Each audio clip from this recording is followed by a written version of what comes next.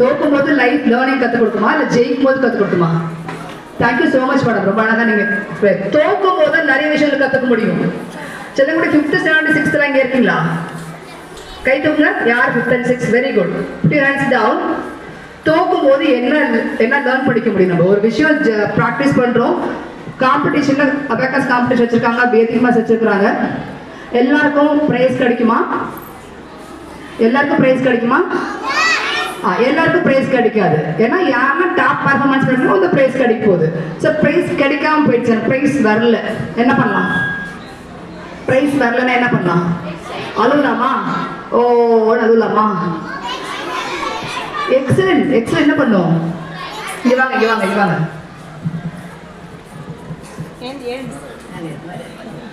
Price வரலன்னா என்ன பண்ணும்? Next time prize வரும். Fantastic, fantastic. What do you mean?